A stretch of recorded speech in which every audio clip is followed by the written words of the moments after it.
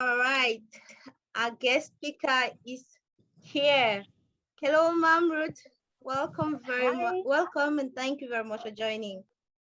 thank you very much. I feel so honored to be here. All right. Thank you. Yeah, And, and though you're coming late, but at least you're here. yes, I'm so sorry for keeping you waiting. I've actually been trying to join the meeting with my laptop so that I can share my screen Mhm. because I'm not so used to sharing my screen using a mobile phone. All right. So that's why it took me a little while to be able to put things together. But I'm still trying to join with my system. But all the Okay. same, I decided to just join with my phone so we can start the conversation before um, I'll finish up with what I'm doing. All right. Thank you very much. At least you're here and we're grateful. All right. So we have Vianney. Vianney, thank you for joining. We have Paul. Thank you very much for taking out time from your busy schedule to be with us here. We have Mr. Henry. Mr. Henry, it's always an honor to have you with us here. And of course, we have Mr. Samuel. Mr. Samuel, I'm happy you're here too. All right. So this meeting is organized by FTV5 and the Diaspora Camerooners. We have these meetings coming up every Friday, and we bring in different guest speakers to talk to our audience on a variety of topics. These topics are usually to enlighten our audience, talk to them about things they don't know, things they know but they neglect a lot that are very important in their day-to-day lives. And about La Diaspora Camerooners, it's about La Diaspora as a whole because we are doing Africa, not only Cameroon. We are doing Cameroon, Nigeria, Zimbabwe, Africa as a whole, creating a link between Africans home and abroad for both to be able to contribute in the nation's building. Okay, so today is not an exception, and of course we are honored with the presence of Ruth. Ruth is a Nigerian, and let me not talk more about her. She will tell us about herself, what she does, and the kind of presentation she's going to be doing for us today. Hello, Ma'am Ruth. Please tell us about yourself and what you do. Okay. Hi, everyone, and thank you for joining the meeting today. My name is Ruth Key. I'm a Nigerian from Jos Plateau State, to be precise. I am a threat intelligence analyst. I am also a development worker. I am a founder of an organization called African Jewels Development Initiative.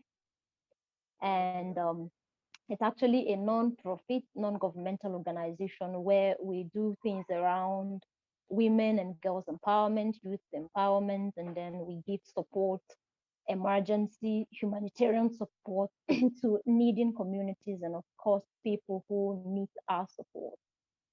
So I think that that's all about me. I'm a graduate of criminology and security studies from University of Jos. I graduated 2019, and I have special interest in cybersecurity. So that's what I've been doing. I've been doing cyber for a while now, and it's an honor. I feel so honored to be here. I feel so honored to be here, and I'm looking forward to having very wonderful conversation with you around cyber security, especially for people who have intention in starting career in cyber security, what I have learned over the years, what I feel you should know, and some of the platforms I have taken advantage of to grow in my chosen cyber career field career path, and also do the basic internet safety tips for those who might be interested to learn because that's actually one of the things that I love doing. I'm actually a cyber ambassador. I love talking to people on how best they can secure their cyberspaces, and that's one thing I will be doing today. So basically I think that's it about me. Yeah. All right, Ruth, thank you very much. So today we're going to be talking about cyber security. Tell us what's cyber security all about. You know, we hear of cyber security every day, but some of us don't really know what it's all about. We use the internet, but what's really cyber security? What's your presentation going to look like? Okay, so basically we won't be talking about cyber security today. if there wasn't a presence of cybercrime. So today we will be looking at what cybercrime is all about, what are some of those forms of cybercrime, then why the need for cybersecurity, and also we will look at, okay, if you want to get into cybersecurity, what career path will you be looking at? Because there are several career paths in cybersecurity. So we will be looking at the different career paths, what they mean, and then what you should expect if you have interest in one. And apart from that, I will recommend some platforms that has actually helped me grow, and also communities that I am part of that has been a part of my cybersecurity journey. And lastly, I will be recommending books. I read a lot of books, so I've laid my hands on some cybersecurity books that has really helped me. And my friends has actually recommended a few, to which I will be recommending. I'll be recommending them for anyone who loves to read. And lastly, we'll talk about cyber security safety tips, internet safety tips. So that's what our presentation will be looking like today. All So right. thank you. All right. So Yeah. if you have succeeded to get connect with your system, then you can dive right into your presentation. Okay. Okay. Okay. So you can actually make me an admin. Let me see if I can start with my phone while I'm still working on connecting my system. The network here is a bit bad, so that's why it's really affecting. But all the same, I can share my screen here, so maybe you can make me an admin so that, All right. yeah.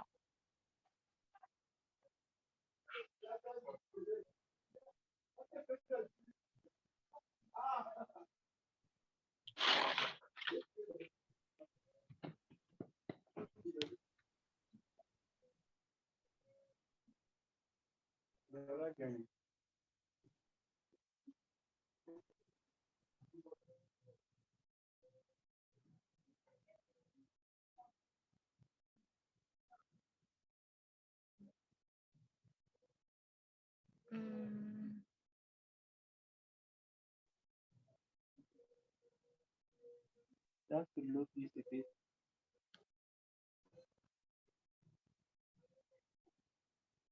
I'm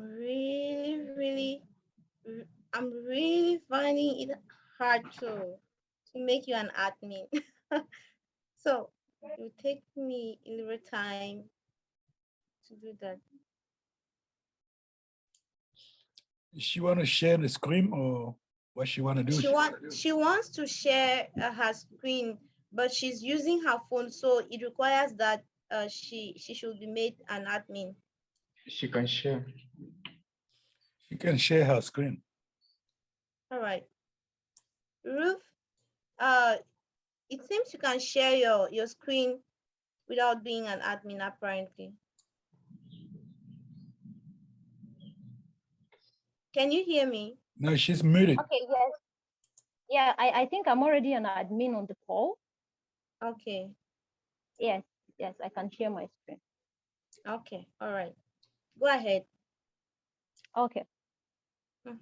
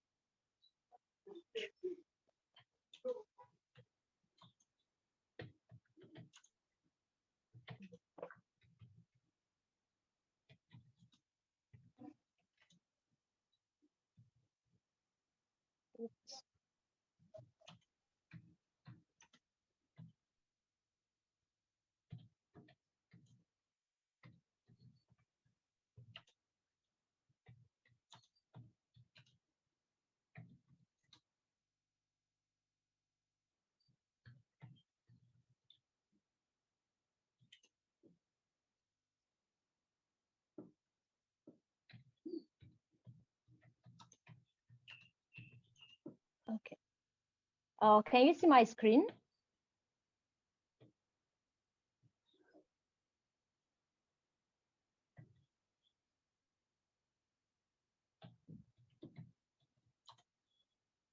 Hi, Lisa, can you see my screen?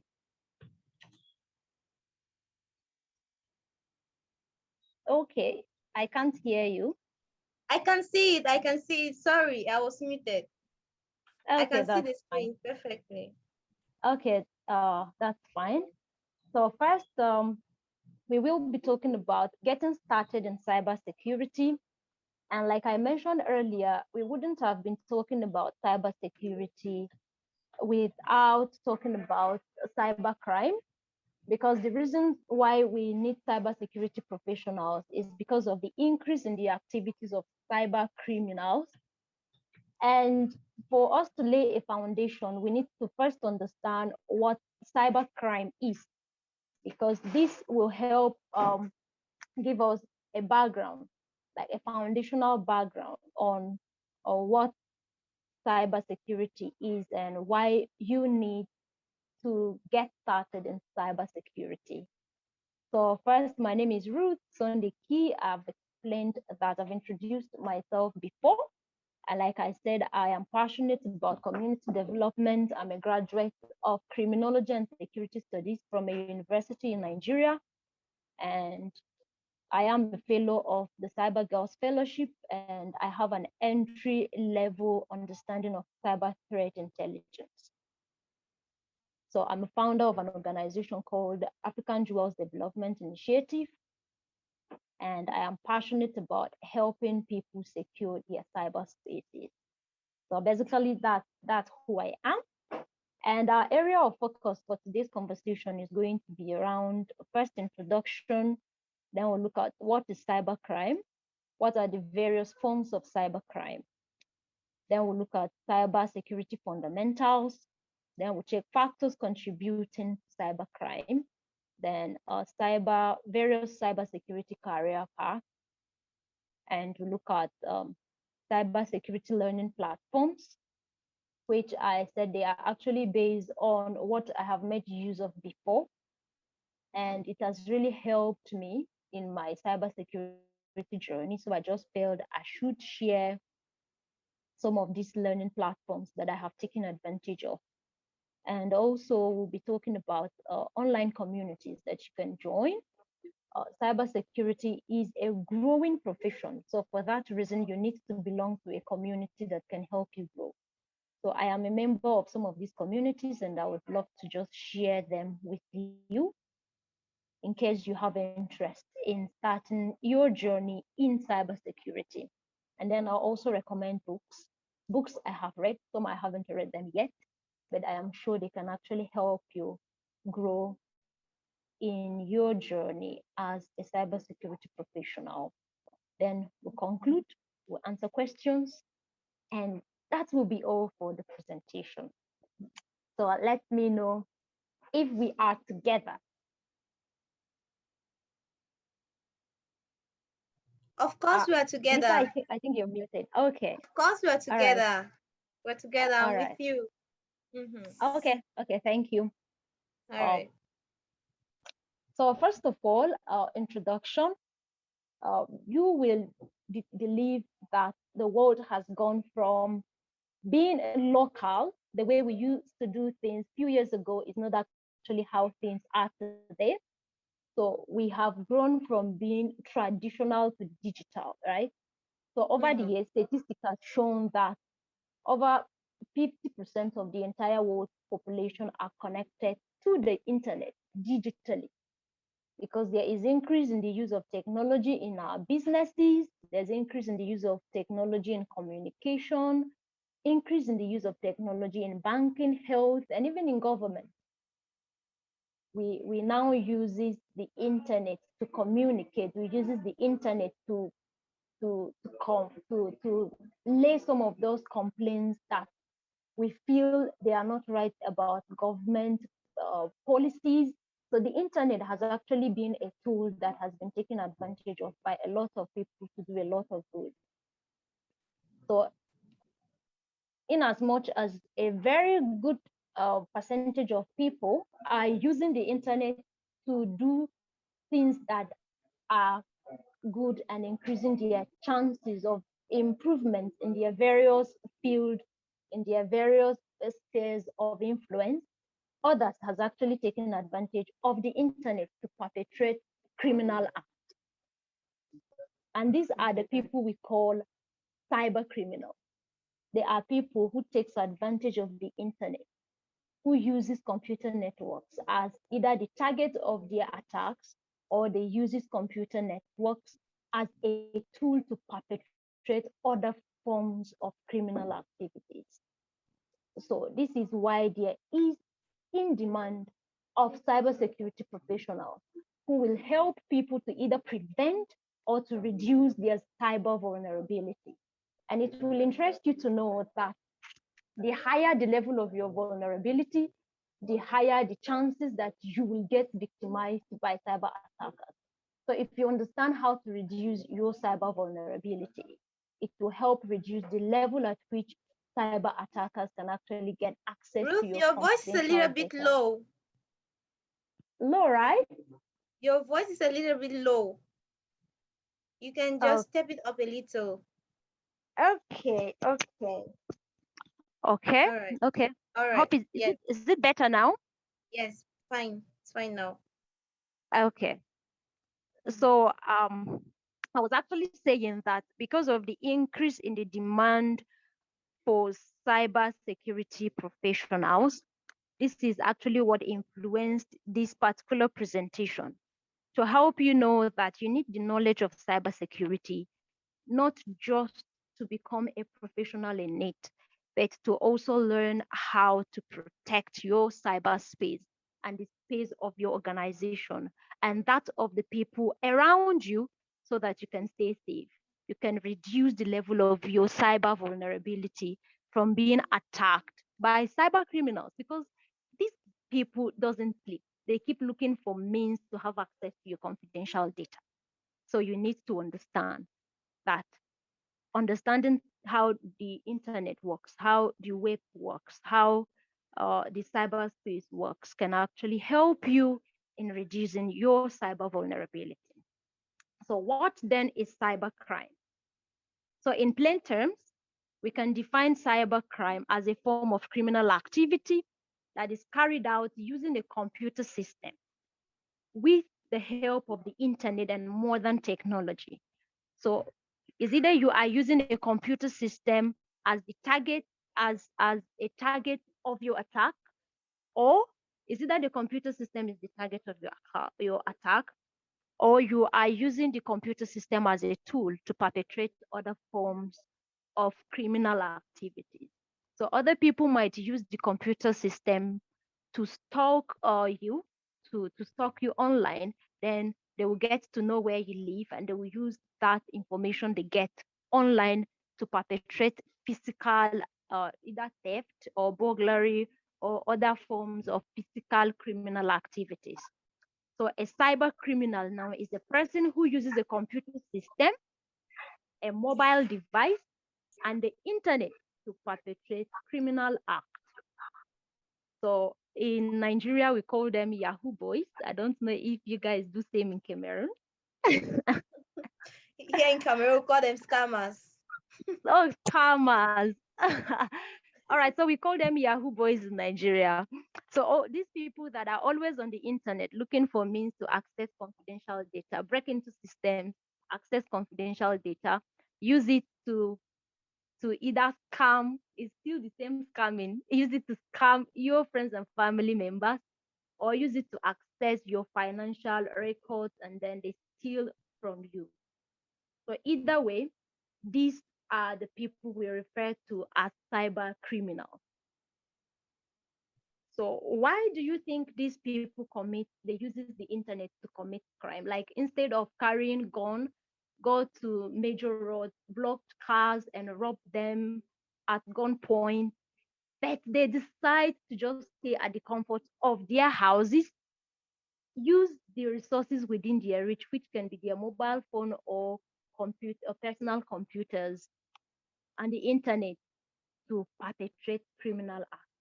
So a lot of reasons has been attributed to the increase of cyber criminal activities, and you can believe me that it has increased rapidly. What we used to see in movies years back is currently happening very close to our doorstep. So you will know that cyber criminal activities has increased a lot. So there are a lot of factors that contribute to the increase of these cyber criminal activities, and I have identified a few. So the number one to it is to destroy your sensitive data. Some of these cyber criminals, they don't need money, but they just want to destroy your sensitive data, which they know it will cost you thousands of naira, thousands of dollars. What's your currency in Cameroon again? France CFA. Okay, so it will We use cost you France a lot. CFA. Okay, they know Mm-hmm. that it will cost you a lot to recover from the loss of those sensitive data. So that's actually one of the reasons why this guy engages in cyber criminal activities. So another reason is to have access to your confidential data. Confidential data are supposed to be confidential, right? So if a Mm-hmm. third party have access to them, they will use it to their advantage, which is to your disadvantage as the owner of those confidential data. So if a third party have access to your confidential data, you know that it is to your disadvantage. They can use that, they can use those confidential data to to um, to create an identity that doesn't represent who you are, or they can use that to commit a cyber crime we call identity theft. And they can also use those information to scam people who are very close to you. So that's another reason why they engages in this kind of act. So another reason is to have access to your social media handles and use it to extort money from your family and friends. I think I've explained this before. Mm-hmm. So another reason is to tarnish your image as a person and that of your organization. So just imagine that your organization has been victimized by cyber attackers, and the news of this victimization got to the public. A lot of people will find it very difficult to do business with you again, which will cost your organization, or it will cost you as an individual a lot to regain the trust of your customers and those that believe in you, right? Yeah. So once your reputation has been tarnished through a cyber criminal activity, it will take you time to recover. So these cyber attackers knows that once they punch your reputation, it will affect the way you do business. It will also affect the way people relate with you. So that's another reason why they engage in cyber criminal activities. Another reason is to control and manage countries' databases to execute espionage. So there's this thing we call cyber terrorism. So a lot of nations that engages in the act of cyber terrorism engage in this act in order to have control of the organization's database. So that's another reason. So once a third party organization or once a country has access to another country's database, you know, they can use that to manipulate a lot of things. They can be in their country controlling whatever is happening in your country, and that will not actually make a lot of sense because they can use that to actually commit a lot of acts that will destroy the reputation of the country they have access to their database. So they can disrupt your online businesses, they can have access to your financial details, which all of this can cost you a lot of resources and time to recover. So if there's any reason why you should be conscious of your cyberspace, it will be to avoid some of these things in order not to be victimized by cyber attackers. Hope we are together. Yeah, we are together. We're together, Okay, Ruth. Please okay, step please up let your me know. voice. Okay, that's fine. I'm actually trying to use this so that Yes. It will All make right. my voice a bit louder. It's good now. All right, that's fine. That's fine. Yeah. Okay, so we will be talking about forms of cyber crimes. There are a lot of cyber crimes. One of it is hacking computer systems and application software, which is the common one. Hacking, if you go on Facebook, you will see a lot of compromised Facebook accounts. If there's these newsletters I'm following called the Hackers News. On a daily basis, you get news of how a lot of organizations are being victimized by cyber attackers. So what they do is they hack into the computer devices of those organizations and make a lot of changes. Most times they will disrupt the easy flow of businesses of such organizations. Leads to a lot of damages for those organizations. So there are also cyber criminal activities that are related to having access to your credit and debit card. We have phishing, we have identity theft. I've talked about identity theft, cyber terrorism by most times developed nations. Then we have fraudulent electronic mails. They actually send you mails. This is actually a part of phishing. They send you mail and attach links and documents that are malicious. So if you are ignorant to detect that such attachments are malicious and you click them, it will actually infect your systems with either worms or viruses or other major malwares, malicious softwares.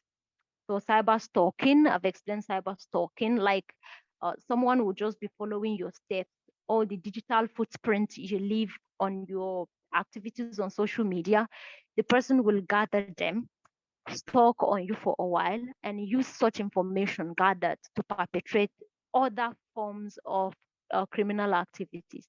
Or they can use such information to know where you're living, to know who your parents are, who your partner is, where you work, who are your siblings, and then they will take advantage of such information to perpetrate other types of crimes like kidnapping, like armed robbery, and all of that.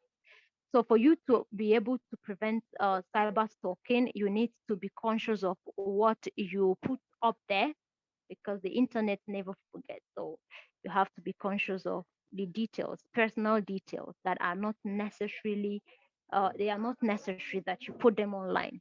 So you just keep such personal details personal to you and to those who are very personal to you. So selling of child pornography content on the dark web is another form of cybercrime.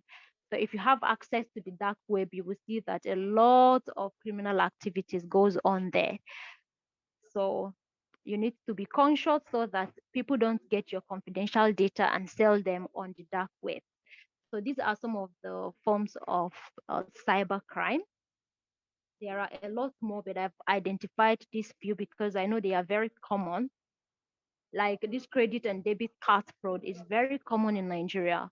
If not for desensitization that has been going around, people now understand that no, your bank will not call you on a normal day and ask you to send your debit or credit card details. So if you see messages or receive calls like that, go to your bank and verify and all of that.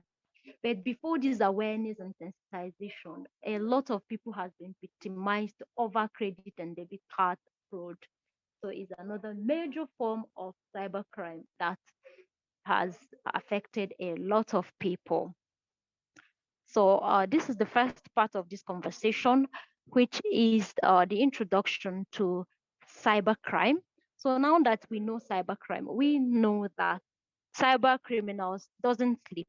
They keep looking for means to achieve their goals. And most times their goal is either financial gain, to disrupt your flow of business, to have access to your confidential data, to to tarnish the reputation, tarnish your reputation as an individual or the reputation of your organization.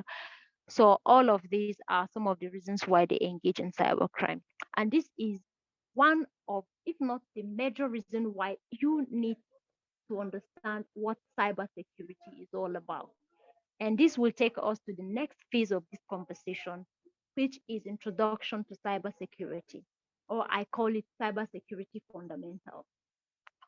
And this particular phase of my presentation will explore what cybersecurity is all about, career path in cybersecurity, cybersecurity learning platforms, also communities that you can join. I'll recommend a few books and then we'll wrap up. Hope we are together and hope I am not talking too fast. No, we're together. We're together, Ruth. And rest assured, you're not talking too fast. Though at some point your volume is up, at some point it's down, but it's still fine. Okay. I'm actually trying. I don't have a very loud voice, so I'm trying to be as loud as I can. But sorry Fine. about that. I think I'll be louder. Okay. Good. Yes. Thank you. Okay. Mhm. Okay. Okay. So, cybersecurity fundamental. What is cybersecurity? What is this cybersecurity that people talk about? If they hack your account, they will say you need a cybersecurity professional. And one thing I need to mention here is that a lot of people normally refer to me as a hacker. I have people who have reached out to me asking that I should hack some particular accounts for them, you know. So what they fail to understand is that not every cybersecurity professional is a hacker, and not all hackers are cybersecurity professionals. So with time, we're looking at the career path. I will try as much as I can to differentiate or to explain who hackers are and why not all of them are cybersecurity professionals. So what is cybersecurity? So cybersecurity is actually anything that you do, whatever you employ, either you are using people, you're using technology, you're using best practices, you're using a lot of processes to be sure that you protect your organization and yourself. You protect your organization, you protect yourself, and you protect your sensitive data from being attacked digitally. So whatever you are doing that is helping you stay safe and stay healthy on the internet, on the cyberspace, is cybersecurity. So I am trying to be as plain as possible. So cybersecurity is the practice of developing people, policies, processes, and technologies to protect your organization, to protect yourself, and also to protect your critical system from being attacked by cyber criminals. And I am sure by now you should know who a cyber criminal is. So for you to stop cyber attackers from having access to your confidential data, you need to understand what cybersecurity is all about. So why we need cybersecurity is because there is a presence of cybercrime. I think I've mentioned this like twice or three times now. So you need the knowledge of cybersecurity so that you can protect your system from being accessed by third parties who ordinarily are not supposed to have access to them. So a cyber attack means the act of assaulting an individual or organization using a computer or the internet. So if you are using the computer, hi, hi Lisa.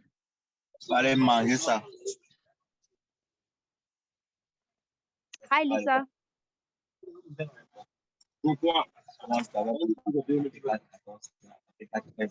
Yeah, I'm here. Let me mute the. Okay. All right.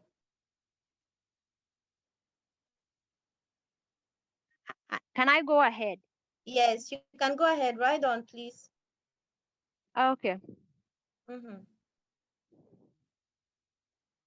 Okay. Yeah. Okay. So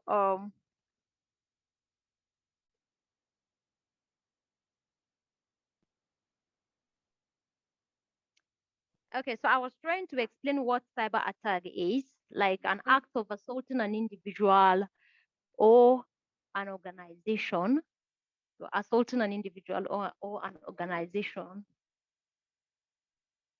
to get sensitive data from them using a computer or the internet. And the computer can actually be the target of the attack, or the computer can actually be a tool that is being used by the attackers to perpetrate other forms of cybercrime. So it is estimated that between 2019 to 2023, cybercrime will cost the world over $5.2 trillion. Wow. And so far, I think the cost of the cost to recover a cyber attack now, we are almost getting to this 5.2 trillion dollars, because Uber that was victimized just a few weeks ago, I was learning about the huge amount of dollars that they had to pay to get their systems back to shape. I was like, wow, cybercrime is really doing a lot to the world. So it's been estimated that cybercrime will cost the world over $5.2 trillion. And it will also interest you to know that there are over 3.5 million cybersecurity job openings worldwide. That means a lot of organizations need cybersecurity professionals, but cybersecurity professionals are not readily available to take some of these roles. So this is why you need to consider taking, you actually need to, you need to consider taking a cybersecurity serious, not just for yourself, but then build a career around cybersecurity, right? I know you would love that. When when uh when studies has shown that over 3.5 million cybersecurity jobs are open, but not professionals to take them, it will tell you that this particular profession is a lucrative one, and not just about it being lucrative.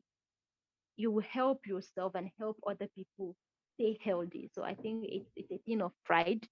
You need to consider starting your journey in cybersecurity.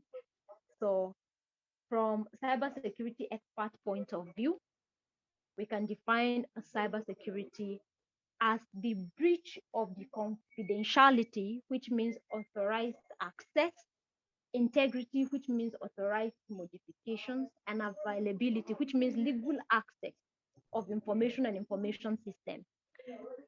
If you understand cybersecurity very well, you will know that cybersecurity revolves around the CTI triad, and the CTI triad means confidentiality, integrity, and availability. So whatever we are doing as cybersecurity professionals, the goal is to protect the availability, to protect the confidentiality, and to protect the integrity of your information, your critical data, and your reputation as an individual or as an organization.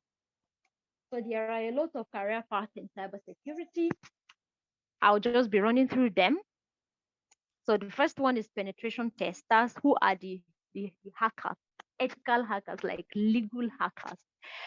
So why I mentioned that not all cybersecurity professionals are hackers was because there is a career path in cybersecurity that is for hacking, and we call them the ethical hackers or penetration testers.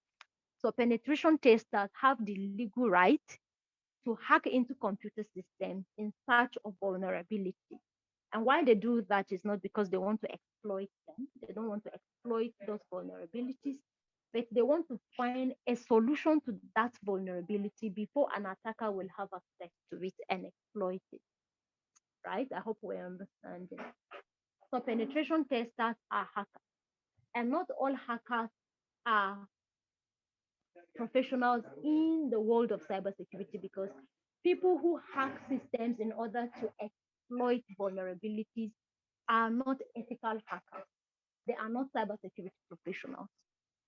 So I'm sure we know the differences now. Like all the people you wake up and hear Facebook account has been hacked, a lot of systems has been compromised. They do that so that they can have access to those vulnerabilities and exploit them. The pen testers or ethical hackers do that so that they can find solutions to that vulnerability before it will be exploited, Is right? that So the second one is cloud security expert. Cloud security expert.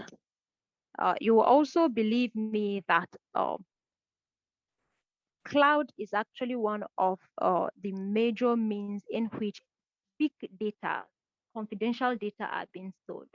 So as an individual or as an organization, you need the knowledge of cloud security in order to keep your confidential data secured on the cloud. So there is this particular field of cybersecurity professional whose major work is to secure the data that you have online. Their major role is to secure those data that you have on the cloud. So that's what they do. They make sure that security, they make security available for cloud systems. For instance, the Microsoft Azure, they have a means of securing data that are stored on the Microsoft cloud. So there are public and private clouds. Other organizations have their own cloud system. So you need to know how to secure those information that are stored on the cloud. So another one is application security expert. So application security expert, you know, I actually have my friend who joined this meeting. Her name is Faith, and Faith is an application security expert. Yeah, I don't know whether she's still here. Okay. Okay, Yeah, I'm Faith is here. still Faith, here. Okay, okay. so Faith is actually an application security expert. Maybe Oh, after this particular session, I would love her to speak about her experience being an application security expert. So I know all she right. knows that better. And Okay. another part is cyber threat intelligence, which is my own field of expertise. So CTI analyst or cyber threat intelligence analyst are those people who works in between the the pen testers and then the defenders, right? So what a CTI does is he makes a lot of research. He do a lot of threat intelligence, gather data, find solution, and submit them to either the red team or the blue team who will analyze such intelligence that has been gathered in order to find a means of reducing the organization's vulnerability if such kind of vulnerability will be exploited by attackers. So CTI analyst works, we call them the purple teamers. We actually work, we are between the red team and the blue team. So we do what penetration testers do, and we also do what cyber defenders does. So it's actually an interesting field. And we have people who are digital forensics. Digital forensics is actually an aspect of cyber threat intelligence. Like I do digital forensic analysis too as a CTI. It's actually a way of, it's a branch of forensic science that includes the identification, the collection, analysis, and reporting of any valuable digital information in digital devices. It can be a computer system, it can be a phone that is relating to cyber crimes. So recently there was this Nigerian musician, we call him Naira Marley. He was indicted due to findings of a digital forensic expert that he was involved in a financial crime years ago. It's because of the presence of digital forensics experts, they were able to discover that he was involved in that kind of act. So that is what basically digital forensic expert does. So we have people who are network security experts, network security experts. They are in charge of every aspect of the network security. So you need to understand which system is connecting to your network, what is the source of the system, the network that is connecting to your organizations or personal network, what kind of information has been exchanged between your network and that particular network. So all of this is a responsibility of a network security expert. So, and we also have those who are in the non-technical aspect of cybersecurity, like the GRC experts. We call them governance, risk, and compliance. And we have cyber security awareness experts. There are people who just create awareness on how best you can stay safe on the cyberspace. That's another thing that I do very well. Like I mentioned, I'm a cyber ambassador, so I create a lot of awareness, especially October, that is going to be Cybersecurity Awareness Month. We are going to be doing a lot of awareness and campaigns on how best you can adopt good internet practices and secure your space. So these are some of the career paths in cyber security. I can see that our time has been fast spent. So let me just conclude with the remaining things that I have here, so that Faith can talk about application security, and then we'll wrap up the session. So there are a lot of learning platforms that has actually helped me. It has helped me grow in my quest to become a cybersecurity professional. I started my journey in 2020 during the Ruth, heat of please step COVID. up your voice. Okay, It went okay, down a okay. bit. Okay, so I actually started my cybersecurity journey in 2020 during the heat of the COVID-19. Mhm. So in 2020, a cyber attacker accessed my confidential data. Like, ooh, the person hacked my Google account, Oh. and the person had access to, and because my social media handles are linked to my Google account, so the Mhm. person was able to have access to my Facebook, my Twitter account, my Instagram account.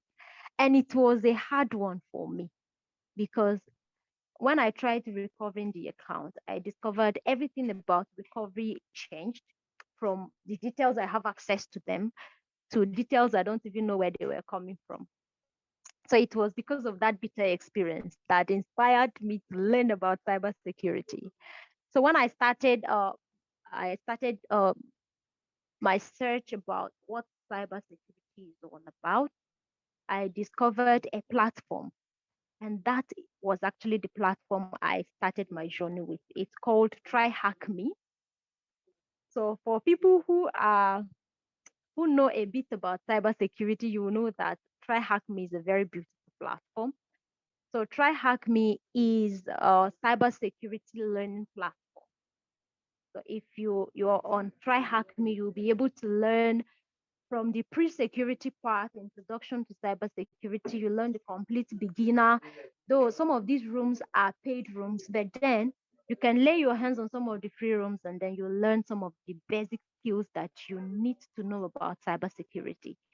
So Try Hack Me is a very beautiful platform, and Try Hack Me, you can access Try Hack Me by just going to www.tryhackme.com, create an account, and then you start your learning journey on Try Hack Me. So Try Hack Me is a very beautiful platform All that you right. can learn. Yeah. And another one is we have Cisco. Yeah, Cisco is another beautiful platform. You can actually register on Cisco and you start your learning for free. And it's some of the complex ones that you will need to subscribe to have access to them. So IBM is actually a platform too that you can start your journey with. And Fortinet is a recent cybersecurity learning platform. I laid my hands on it a few weeks ago, and I think it's actually a good one. And one other platform that has actually helped me grow is YouTube. I believe that whatever you want to learn, as far as learning is concerned, you can have access to them on YouTube. So YouTube is a very Okay. good platform. You can just go to YouTube, start Introduction to Cybersecurity, and you have options to choose from. So if you are willing to start your journey into cybersecurity, I will advise that you take advantage of YouTube. You Google a lot so you can have the basic understanding. So those are some of the All right. platforms that has actually helped me. And cybersecurity communities. There are a lot of cybersecurity communities, a lot of them. And I'll be listing, I have listed some of them on my presentation, my slide, which I'll just be calling them out. Cyblack.org, I saw on LinkedIn that they have a very beautiful community, though I'm not a member of their community yet, but then I know it's a beautiful community you can learn. I've heard experiences of those who are part of the community and I've applied to join their community. So cyblack.org is a beautiful community. Diaries of Hacker, though this is a Nigerian-based cybersecurity community. I think Faith is actually she's a member of Diaries of Hackers, and they've been doing a lot. They've been helping young cybersecurity professionals grow. So, regardless of your country, I know you can be a part of the Diaries of Hackers. I know some of my friends in Cameroon, like Percy. Percy is in Cameroon, and he's a member of the Diaries of Hackers. So, you can actually check them up. So, Young Cisco Network is another platform, another community that is helping young professionals grow. There's also She Secures. She Secures is for female cybersecurity professionals or people who have intention in becoming cybersecurity professionals. And we have the Cyber Girls Fellowship, which I am a fellow. Faith is also a fellow of the Cyber Girls. And I am sure that the third cohort of Cyber Girls Fellowship will be coming up soon, very soon. So if the application is up, I think I'll share it with Lisa so that you can share it with whoever have interest in starting, young females who have interest in starting their career in cybersecurity. It's a All right. 7 month intensive cybersecurity training. Like they will drill you until you tell yourself, I am now a professional in this field. But you have to All right. sacrifice a lot of nights to you sacrifice your sleep to meet up with the demand. Like it's rigorous demands of the training. So there's also Take for Dave. Take for Dave have this particular fellowship they called Women Tech Stars. Women Tech Stars Fellowship. They have a field that is for cybersecurity professionals or those who have interest in cybersecurity rather. So Women Tech Stars is also another beautiful platform you can start your cybersecurity journey. And lastly, you need to be on LinkedIn. There are a lot of communities on LinkedIn. LinkedIn is one platform that can connect you to professionals that will be willing to help you grow. So if you are willing to grow in this path, you need to be on LinkedIn and you need to be very active on LinkedIn. Yeah. So finally, I'll be talking about books. This is an interesting one for me because I love to read a lot of books. So there are books that I have read, others I haven't, that I would love to recommend for anyone who would love to start a career in cybersecurity. So one of such books is The Art of Attack by Mazi Reynolds. The Art of Attack by Mazi Reynolds. I think I have this one. Then Mafia Boy. Mafia Boy is a story of a 15-year-old boy who hacked the internet in early 2000. And he actually, it, it's a story of how, according to him, the Mafia Boy said it's a story of how he hacked the internet and why the internet is still broken. So it's a beautiful read. How he was able to, how he started his journey into becoming a computer enthusiast and how he was able to grow from just being interested in computers to becoming a hacker. And now he is a cybersecurity professional. So it's an interesting book. I think I have a copy of that too. I can share it with Lisa so she can share with anyone who have interest. Then Introduction to Cybersecurity by Jitendra Pandey. This is an introductory aspect of cybersecurity, and I am sure this can cover all that you need to know in cybersecurity. Yeah, though it's an introduction, but it's quite rich. It's a very interesting book. Then we have Practical Security Automation and Testing by Tony Su. So this is actually for people who have interest in application security. And also Shifting Left by Peter Conrad. This is for people who have interest in application security, or we call them the DevSecOps, which Faith is actually an expert in that field. So before I conclude, Faith, if you are still here, can you please share your experience being an application security expert? And for people who would love to take that path, what do you think they need to know? What soft skills do they need? And must they know how to code, like programming? What programming languages do you think they would need? Because I know since it's about software programming, securing softwares before you even launch them. Yeah, if I understand that better. So tell us, what programming languages do you need in order to become a DevSecOps or an application security expert? So you can speak for a few minutes, then we conclude. Thank you, Faith, if you Hi, can hear me. can hear you. Can you hear Okay. me? Yes, I can hear you, Faith. How are you? Okay. I'm fine. Nice to be here. Thank you Faith, for you're the welcome. And thank you nice to so see much. you. Thank you. Thank you so much. Thank you for inviting me over. And thank All you right. to the presentation. Okay, as she said, I'm an application security analyst.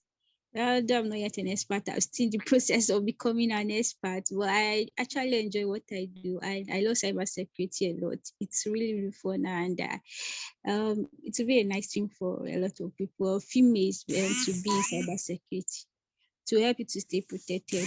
So back to application security testing. Application security testing, as she rightly said, it's about protecting the software application, and it's actually divided into two. So we have the web application testers, and then we have the DevSecOps testing.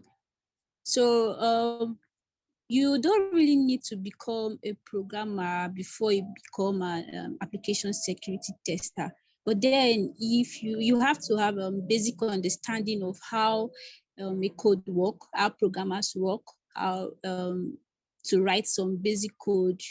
You just have to have understanding on that, because that is what you are protecting. But if you are a programmer and then you're going into cybersecurity, to be kind of a higher advantage for you, to be easier for you. But then basically you just have to understand how programming works. So the basic programming language for you to know as a security tester: Python, Bash scripts, and Golang. Basically, those are the application programming languages, and then JavaScript. Can you hear me? I can hear you. Yes, I can hear you quite clear. I can hear Okay. you very well, clearly. Okay. So these are the programming language that an app security tester need for you to become an application security tester. And also you need some tools, because you'll be testing your software on a lot of tools.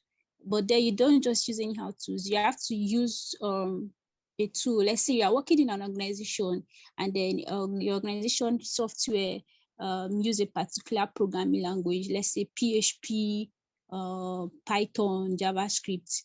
You know, not all organizations use the same language for their software application. Different organizations use different programming language. So if your organization is using a particular programming language, you have to use a tool that is compatible with that application language for you to be able to get a better result when you are carrying out security testing or audit on that software. So I said earlier, application security testing is divided into two. We have the web application testers, and then we have the DevSecOps. So I'll start with the web application tester. Try to see how we summarize everything quickly. So the web application testers, you don't get involved in the software development life cycle.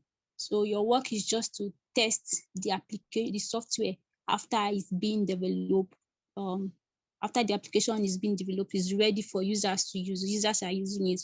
So a web application tester will come, let's say once in a month in an organization to carry out auditing, just use some tools to check if there's any weaknesses or any vulnerability has arisen in the software application. So you just use some tools like Bob Suite. So as an application security tester, you have to know how to use Bob Suite or OAB. These are web application tools that we use as an application tester to test websites or software applications. So you can use Bob Suite or OAB to test an application that has already been developed to see if you can find any weaknesses in the application. So basically, that is what web application tester does. But then coming to DevSecOps, DevSecOps is a bit broad. DevSecOps emerged from DevOps. Before now, usually the developers they develop their codes where they write their whole code in bulk. Like, let's say they want to build, an organization want to build a software or a mobile app for their organization, or let's say a website for their organization. So the developers in the organization, we write the whole code from the start to the ending before sending it to the engineers, IT operators to deploy that application before users can have access to it.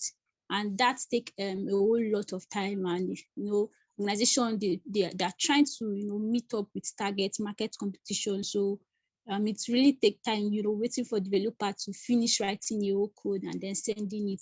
So DevOps came up.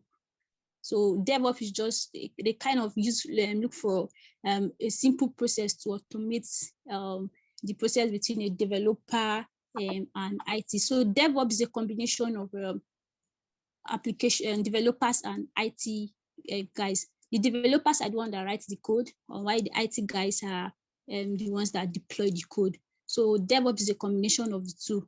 So it's just using some practices or some tools to automate the process between developers and IT. So instead of the organization to wait for developers to write all the whole code before sending it to the IT guys to deploy it, they make the work easier using some automated tools like CI and CD, which is called continuous integration, continuous deployment. So developers, they write their code in a sprint format, like they'll break the project in a simple format, stage by stage. Let's say a particular feature on your website, they try to write a code about it, and then they send it to the CI and CD.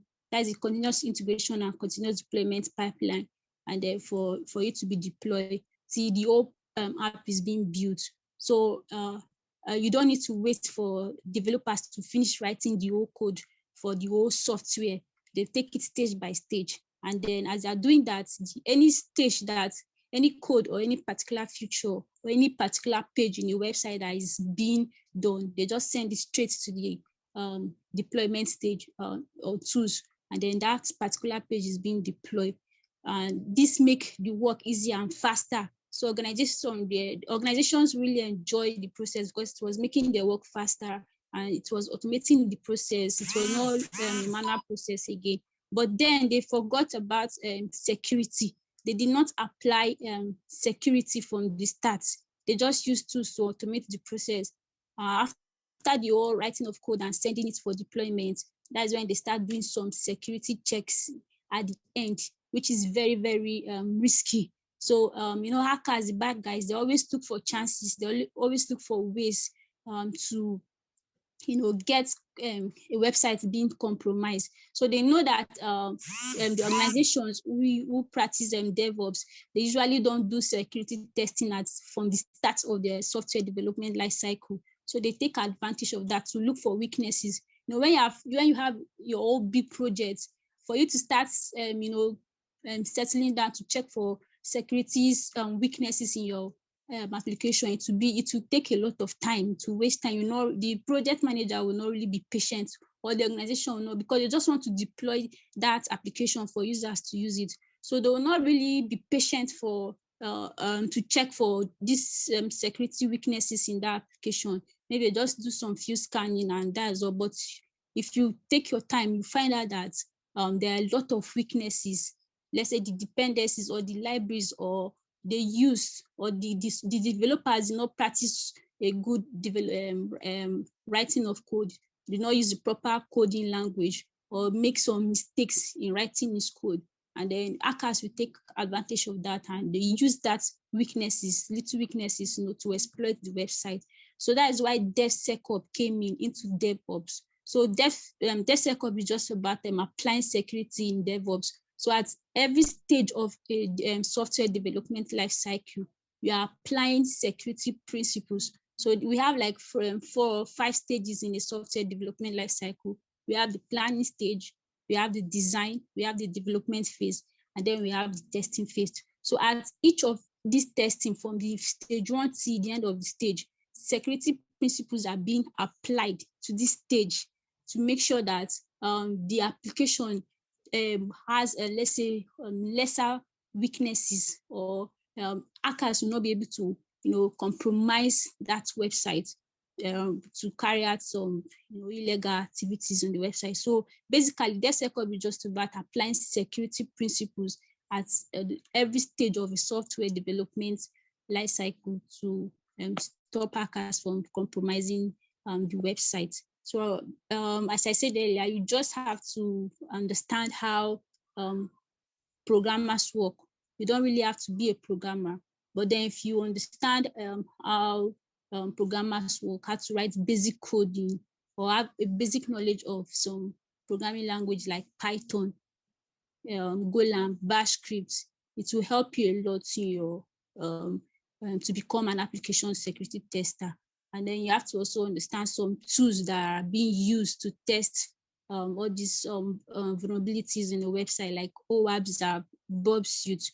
You also have to have understanding of Kali Linux. We also use that to test website. So if you know how to use those tools and they have basic knowledge of programming, I think it will help you to start your career in becoming an application security tester. Thank you.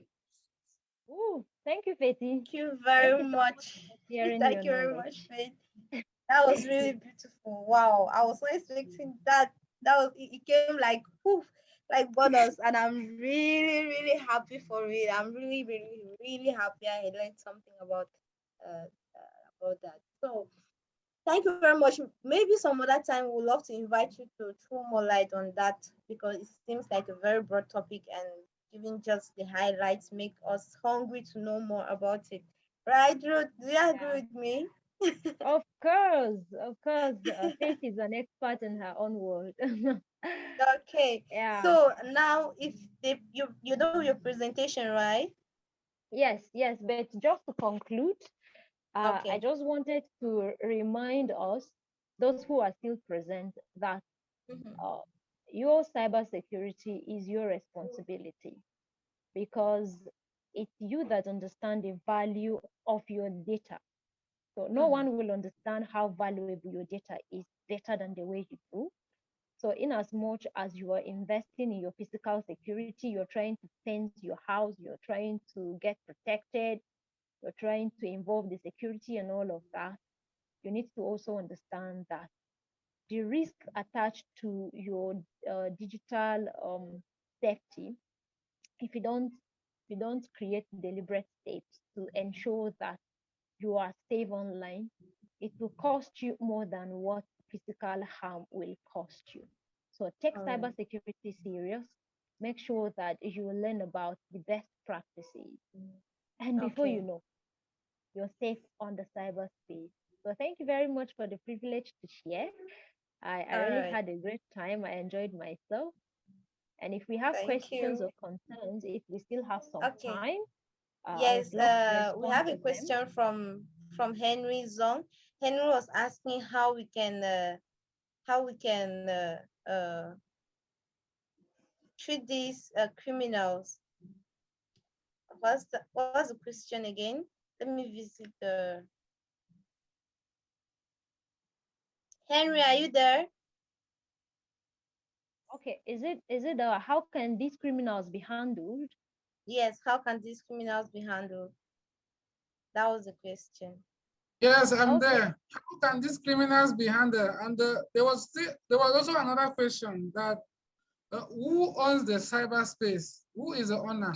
It may sound stupid, but I think we need to substantiate on it. No question is stupid. First of all, Mr. Henry Zong, no question is stupid because when you ask a question, it means you need a clarification on something, on a particular thing that you don't get, that you don't understand. So it's not stupid. It can never be stupid. A question can never It's be not. stupid, all right? So Ruth, you can answer the Okay. question. Thank you. Okay, so he's actually asking who owns the cyberspace. Mm-hmm. Well, everyone have a share of the cyberspace. As far as you uses the internet, as far Mm-hmm. as you connect to the world globally using the global means of connectivity, you are Mm-hmm. a part of the cyberspace. You own a part of the cyberspace, and it is your responsibility to to protect your own part of cyberspace. For instance, because I am online on all social media platforms, because I have a website, because I have an organization that have a website, whatever form of data that I have on those internet spaces is my cyberspace, right? And it's my responsibility to protect them. So nobody owns the cyberspace. No individual owns the cyberspace. Though everyone contributes, we have Microsoft. They are contributing in helping us take advantage of the space and achieve a lot. We have Google. We have a lot of other platforms. We have people um, who has created a lot of tools to help us enjoy how we use the cyberspace. So all of them have made their contribution, and we pay Hi, them for it, right? So we pay them for using their tools to access the internet and take advantage of the cyberspace. So hi, Ruthie. yeah, Faith. Sorry, Yes. I think it's time for Cyber Friday, and today is the last day. So I don't know if you could summarize quickly. Let's join them. Oh yes, I just saw the reminder. Okay, so that's it. You have a role to play in securing the cyberspace because you own the cyberspace. Every person who have access to that particular space owns the space. And the second question is how to deal or how to handle the criminals. Well, the Yes. criminals won't even have access to your data if you are protecting your space, right? If you have a very good cybersecurity techniques, if you have a very strong password to your online account that cannot be easily cracked, the criminals won't even have access to your confidential data. But in case if they do have access to your confidential data, one of the best way is to apply recovery principles. And that's why I always advise people to create backups, right? So if you have backup, it will help you bounce back quick, and it will also help you reduce the cost of that particular victimization. So protect your space so that you won't even have to start thinking of recovery. And secondly, if peradventure you get victimized, apply recovery processes as early as possible to reduce the cost of the vulnerability and the attacks that has been made on you as an individual or your organization. All Yeah. right. Thank you very much, Ruth. Question? Are there any more questions? Okay, I can see Vianney said, also as a cybersecurity professional, you can join the global community of experts on the platform. Yes, yes, I know ASIS. I think they have major events in Nigeria next year. Oh, beautiful, beautiful. Thank you for that. We'll connect afterwards. So thank All you very right. much for the privilege to speak. I consider All this an right. Thank you honor. very much, Ruth. If there is Yeah. one thing that I can recall from your presentation, I actually analyzed this in my own way. For these cyber criminals to be apprehended or to be reduced, for cyber criminality to be reduced, I think the government of every country should do well to recruit them, because I call this talent for someone to be able to hack an account and operate on it as if it was yours. It's a talent. So Yeah. companies like communication network companies like MTN. In Cameroon, we have MTN, we have Orange, we have Nextel, we have Camtel. Yes, they should do what to recruit these people, give them employment, give them work, and pay them good money. That way, you will reduce this criminality on social media. They will not have Yeah, time to go on social media. They will not even think of it because they are indebted to that company, to that enterprise that's recruited them. So they should use that talent and save the population instead. So I that's analyzed it that way. yeah. So instead of using it in a negative way, you can channel they can actually channel their energy into being resourceful while they get money Correct. legally instead of doing it illegally. Exactly. So that's a Exactly. good one. Maybe we should write a recommendation to some of these Yes, agencies. it should actually be done because that's what we do here. We seek solutions to problems. Hello, Yeah, can I add a little contribution? Yes, please. yes, go ahead. Okay, I think that actually would be difficult, but because if you see part of the threat actors, a nation can also be a threat actor. Let's say that fight political they have a political fights like what happened with Yeah. Russia and Ukraine. You know, Mhm. the government is the one that attack the other nation. So it's really be difficult for for a government of a nation To to recruit them. employ Yeah. after So now, but those that have It's been now it's caused, difficult, but it's mostly not imagine costing impossible. an organization yeah. So what I'm millions of actually naira saying and then you're coming out. now is that it mustn't necessarily be the government that will employ Yeah. them. As I said, it could be a There are private communication company. organizations. There are private organizations that need this services. So, for Mm-hmm. instance, now we know that Facebook is vulnerable. Facebook can be hacked. Like Facebook has always been vulnerable. That's why people have access to other people's accounts very easy. So if Facebook has identified that vulnerability about their software, the best Mm-hmm. thing to do is to look for experts. Some of these people Exactly. compromising these accounts can be Mm-hmm. employed by Facebook to secure it. Exactly. So if they do that, they are building talent, they are empowering Mm-hmm. them, and at the Mm-hmm. same time they are helping them to earn a living through their skills. So Mm-hmm. I see Armstrong has so a hand up. it mustn't be the government of the nation. It I mustn't be see the government of the Armstrong. nation, Armstrong right? has something to say. Yeah, Armstrong? please.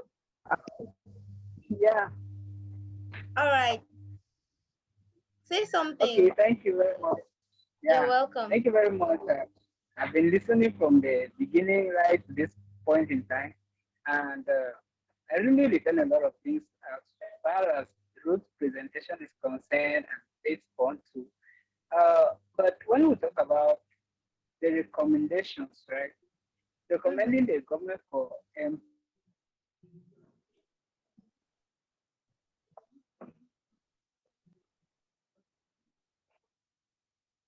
We can't hear Armstrong again. Yeah, it seems employ these his young people communication is who slow. that's a His good network. if you grow up with okay, can you get me? Your network is very poor, but we can hear you now. Okay. What I'm saying is that now the morals that you grow up with influences what you do a lot. So most of these criminals, they are being trained in school, in legal school, they are being certified, but they use the skills that they have for negative things. So no matter the amount of money you pay them, they will still turn doing everything, and sometimes they even use the pretext of being employed in that particular company to be like terrorists in the very company that they are being employed in. So I think it deals much with the psychology and the morals of an individual. Because just take for example, a thief is always a thief. No matter even you give them everything, they will still go on stealing. So I think that point too, we should think about it that way. All Yeah, right, Armstrong. exactly. I feel that for us to, try to, although we cannot take away cyber crime completely, but there's a way to limit it. Maybe kind of creating awareness or sensitization to secondary school and primary school students, letting them know that there are positive ways to using internet, rather than going to the cyber crime where we help solve this issue. We have a lot of children growing up in primary and secondary school. So if we can start now and start, creating awareness to them, it will help a lot in the future. Thank you. Exactly. That's one way to creating awareness, which is very, very effective. It can be very effective. Like this Zoom meeting, right? After the Zoom meeting, we are going to put it up on our YouTube channel to educate people, to let people know. All right. That's what we do. That's the essence of the meeting. It's not just to come and listen, but to influence the society in a positive way. Change makers, be the change maker the society is looking for. All right, we identify a problem and then we seek solutions to that problem. I congratulate you all for, for try to educate, people around us. All right, Mr. Samuel, thank you very much for contributing. And then if there are no more questions, no contribution, then we are actually drawing curtains for today's meeting. And I'm expecting to see you all here next Friday. As I said, we have these meetings coming up every Friday with different guest speakers, specialists in different domains to teach, educate, and enlighten the public on a variety of things we all know but we neglect.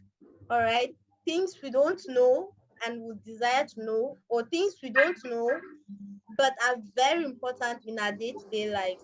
So thank you very much all for joining. And I would love to plead that Ruth sent me her presentation, if she don't mind at all, so that I can forward to our participants and they can go through it. And then one thing too, when you're coming for these meetings, please don't just come to sit and listen, because it will you might listen, yeah, but after a few days, the knowledge or what you got may leave your mind if you don't put it into practice. So come with a book, paper, and jot down very important things that the presenter says. That way, in your day-to-day life, or when you're faced with a challenge, you can refer to your notes, what you took down, and it's actually going to help you a lot. It will help you. Believe me, it will help you.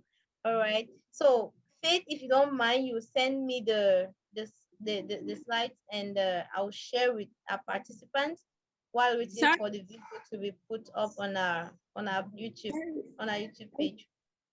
Okay, sorry, I don't have a slide. I was just informed not too long about the this meeting. All right. I didn't. I can't hear you well. Can you hear me now? Okay, yeah, I can hear you now. I actually did not prepare any slide. I was just informed not too long about the meeting, like few minutes before this meeting. So I did not prepare for it. Okay, Maybe there's no problem. There's no problem, actually, Faith. There's no problem. Thank you very much. But Ruth did, so she will send it to us, right? Ruth, you send us the slides, right? Yeah, no problem. All right, thank you. That does it. Okay, thank you very much. And before we go, I don't know if you love to do. Okay, someone is saying something. Yeah. Okay, I'm strong. Yeah, I heard Mr. Summer, he raised the point there. I think it's a cause of concern. We need to think about it. And what are Africans, how us as African youth doing to combat this cyber criminality? Because all that we are working in has been developed or is made by Americans. So that was a point of concern. I think we should reflect about that point. All right. What is Africa doing to combat this cybersecurity? What are we, the African youth, as individuals? Doing? That's on our own side. doing, because what we are using is what they created. So what are we doing now? So I think Okay, not so a discussion for today, but we can discuss that later on. I okay, think yeah, what, that sorry, can I say something? go ahead, Teti. Okay, to answer you, say what are African youths doing to help solve the issue, right? I think what Ruti is doing now, she's an African youth, and then this is like an awareness, and I think I'll be following her. She'll be creating awareness on cybersecurity on her page on Facebook. So I think it's one of the ways African youth, and we also have other African youth, like the owner of the group Diary of Akas is a young person, and they are doing a lot. So I think this is one of the ways African youth are contributing to, help solve the problem of cybersecurity. So if you, in your own word, you are giving out information, you are educating people around you about cybersecurity, you are getting them to know how to stay safe, you are contributing to, help solve the problem of cybersecurity in your world and in Africa. I don't know if that should answer your question. Well, uh, that's I can say that's the basic step we're doing now to sensitize, to create awareness. But from my own point of understanding, this question is we're using softwares or maybe studying cyber security on particular softwares or particular websites, doing what we are simply repeating what is being done over and over. So I think his question was directed to us now. What have we built as African type that can combat this? That's why I was saying that it's a discussion of another day, not today. It's just for us to really think A question for about it. reflection. We have to reflect on it, right?